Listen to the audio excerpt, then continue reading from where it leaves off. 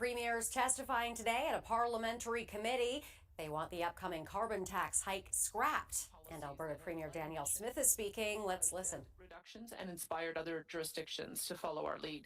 Provinces and territories must be able to create emissions reduction plans that reflect their distinct needs and priorities. Alberta's industries are steadily lowering emissions with new technology and investment, even as they compete with foreign suppliers who ignore the need to improve their own performance. And things don't have to be this way. We can effectively reduce emissions without punishing Canadians for trying to stay warm or drive to work or school or a medical appointment. Alberta's already doing it through our carbon trading market. It's the technology innovation and emissions reduction regulation, just launched actually on NGX this month, and through our emissions reduction and energy development plan, which I released last April. The only thing the federal carbon tax is achieving is higher costs. And in fact, Environment Minister Stephen Guilbeault did say it would take until 2060 for it to have an impact.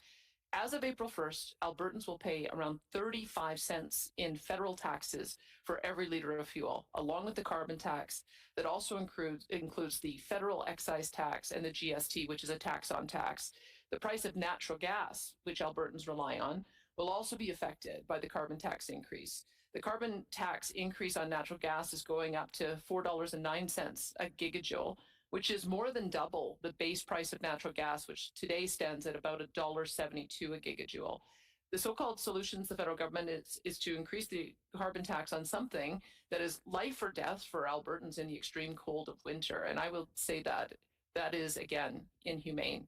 It begs the question, how far will the federal government go to make life even more difficult and expensive when so many Canadians are already struggling?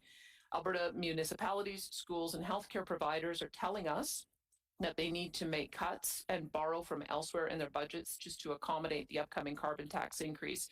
And yet we hear repeatedly that affordability remains a top federal priority. So I'm calling on the federal government to match words with actions. This means working with the provinces to ease Canadians' burdens and strengthen the Canadian economy.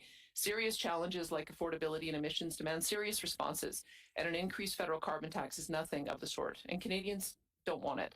You only need to look across the country to see premiers across party lines, 7 of us, and the people they represent stand up against it. If the federal government wants to protect Canadians' quality of life, it should step up and cancel the carbon tax increase immediately.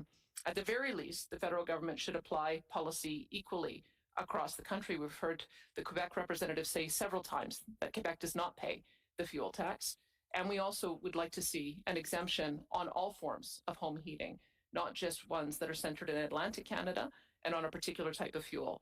It must do this for the sake of fairness for all Canadians. The people of this country deserve nothing less. Thank you for your time, and I'm happy to take questions.